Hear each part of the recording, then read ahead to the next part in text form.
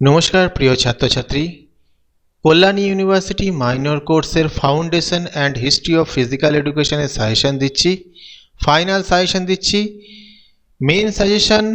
যেটা রয়েছে সেটাও বলবো তার সাথে যেগুলো সবচেয়ে গুরুত্বপূর্ণ ফাইনালের জন্য সেটাও আমি আলোচনা করছি ভালোভাবে পড়বে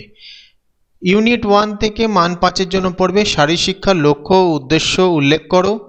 শারীরিক শিক্ষা সম্পর্কিত ভ্রান্ত ধারণা লেখো শারীরিক শিক্ষার আধুনিক ধারণাটি সংক্ষেপে ব্যাখ্যা করো আধুনিক সমাজে শারীরিক শিক্ষার গুরুত্ব কী এর মধ্যে অবশ্যই একের কোশ্চেনটা সবচেয়ে গুরুত্বপূর্ণ রাখছি ফাইনাল সাজেশনের জন্য এবং 4 এর প্রশ্নটা গুরুত্বপূর্ণ রাখছি ফাইনাল সাজেশনের জন্য মান 10 এর জন্য পড়বে শারীরিক শিক্ষার অর্থ কী বা শারীরিক শিক্ষার সংজ্ঞা দাও শারীরিক শিক্ষার লক্ষ্য ও উদ্দেশ্য বিস্তারিত আলোচনা করো এখানে দেখো লক্ষ্য ও উদ্দেশ্য এই প্রশ্নটা মান 5এও ছিল মান 10 এ আসলে এভাবে আসবে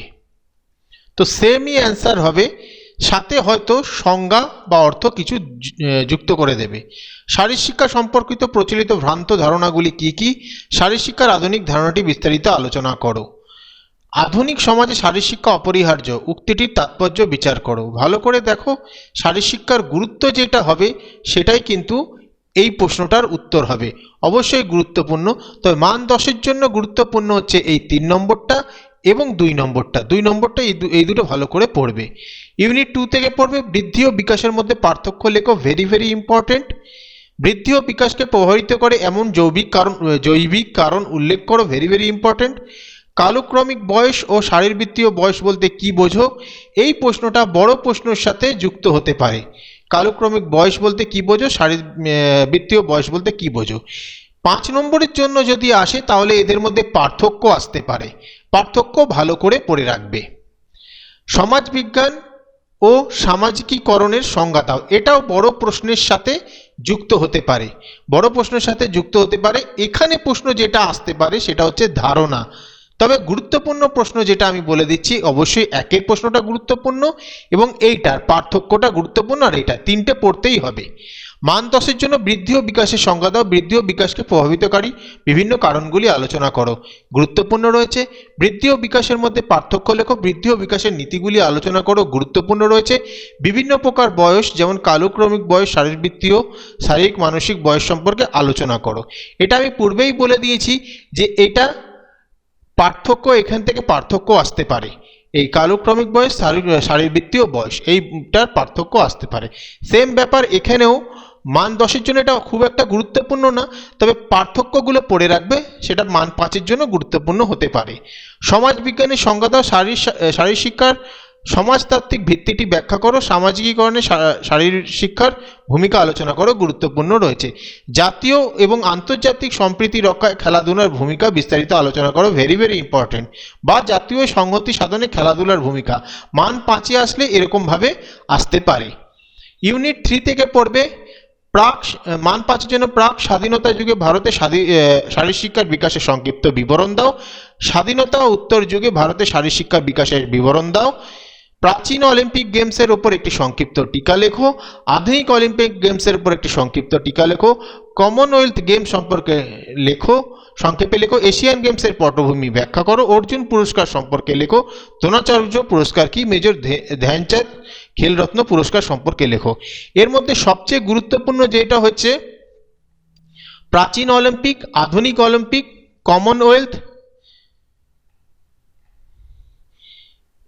এবং স্বাধীনতা উত্তর যুগে ভারত এটা মান 10 এর জন্য পড়বে ভারতে শারীরিক শিক্ষা ও ক্রীড়ার ঐতিহাসিক বিকাশ আলোচনা করো ভেরি ইম্পর্টেন্ট অলিম্পিক আন্দোলনের উপর একটি বিস্তারিত প্রবন্ধ লেখো প্রাচীন এবং আধুনিক উভয় অলিম্পিক গেমস এই প্রশ্নটা মূলত মান 5 এ যে দুটো দিয়েছি সেটাই ভালো করে পড়ো যদি আসে মান 5 এর জন্য ভালো করে পড়ে রাখো যদি বড় প্রশ্নে আসে এই প্রশ্নটা আসে তাহলে ওই দুটো যুক্ত করে তোমরা লিখে দেবে এশিয়ান গেমস কমনওয়েলথ গেমস এবং সাব গেমসের সংক্ষিপ্ত ইতিহাস পটভূমি বর্ণনা করো সাব গেমসটা আর কমনওয়েলথ গেমস এই দুটো ভালো করে পড়বে মান 10 এর জন্য নেক্সট হচ্ছে ভারতের প্রধান জাতীয় পুরস্কারগুলি অর্জুন পুরস্কার মেজর ধ্যানচাঁদ খেলরত্ন পুরস্কার দ্রোণাচার্য পুরস্কার ধ্যানচাঁদ পুরস্কার সম্পর্কে আলোচনা করো এটা মান 10 এর জন্য পড়তে হবে না এটা যদি এটা মেন সাজেশন থেকে ফাইনাল সাজেশন থেকে বাদ দিচ্ছি এই সরি মেন সাজেশনে ছিল, ফাইনাল সাজেশনের থেকে বাদ দিচ্ছি। অর্জুন পুরস্কারটা শুধু পড়ে রাখতে পারো, দরকার নেই। মান 10-এর জন্য এটা দরকার লাগবে না। একক 4 থেকে পড়বে যোগ শিক্ষা। এখানে কিন্তু প্রত্যেকটা কোশ্চেনই গুরুত্বপূর্ণ। যোগ শব্দটির অর্থ ও সংজ্ঞা দাও। এটা যদি মান 5-এ আসে তাহলে আসবে যোগ শব্দের অর্থ ও সংজ্ঞা দাও, এর ধারণা লেখো। যোগের লক্ষ্য ও উদ্দেশ্য গুরুত্বপূর্ণ রয়েছে। যোগের গুরুত্ব সংক্ষেপে লেখো, গুরুত্বপূর্ণ রয়েছে। অষ্টাঙ্গ যোগের 8টি অঙ্গের নাম লেখো। যম ও নিয়ম বলতে কি বোঝো? এটা বড় প্রশ্নের সাথে যুক্ত হতে পারে। ছোট প্রশ্নে আসলে লিখবে মান 5-এর জন্য আসে যদি যম ও নিয়মের টিকা লেখো। হঠযোগ সম্পর্কে সংক্ষেপে লেখো, ভেরি ভেরি ইম্পর্টেন্ট। যোগের প্রকারভেদ উল্লেখ করো, 5 নম্বরের জন্য গুরুত্বপূর্ণ রয়েছে। এখানে প্রত্যেকটা কোশ্চেনই প্রায় গুরুত্বপূর্ণ। যেগুলো বললাম সেগুলো ভালো করে পড়বে। যোগের অর্থ ও সংজ্ঞা দাও, যোগের লক্ষ্য উদ্দেশ্য এবং বিস্তারিত এবং গুরুত্ব বিস্তারিত আলোচনা করো, ভেরি ভেরি ইম্পর্টেন্ট। যোগের সংক্ষিপ্ত ইতিহাস আলোচনা করো। অষ্টাঙ্গ যোগ এবং এর বিভিন্ন অঙ্গগুলি বিস্তারিত আলোচনা করো, ভেরি ভেরি ইম্পর্টেন্ট। হঠযোগ সম্পর্কে একটি বিস্তারিত টিকা লেখো, গুরুত্বপূর্ণ প্রশ্ন। এই হলো তোমাদের সাজেশন, ভালো করে পড়ো। এই প্রশ্নগুলো অবশ্যই দেখবে, ফাইনাল সাজেশন রয়েছে। এক্সট্রা পড়লে তো পড়ে যাও, সেটা তো সবচেয়ে ভালো হয়, কোনো ব্যাপার না। কিন্তু এই যে প্রশ্ন রয়েছে, এই যে লিস্ট দিয়েছি প্রত্যেকটা প্রশ্ন, সেগুলো ভালো করে পড়ে নাও এবং যেগুলো সবচেয়ে গুরুত্বপূর্ণ বলছি সেগুলো দিয়ে আগে পড়াটা স্টার্ট করো। ভিডিওটা ভালো লাগলে লাইক কমেন্ট শেয়ার করে দিও।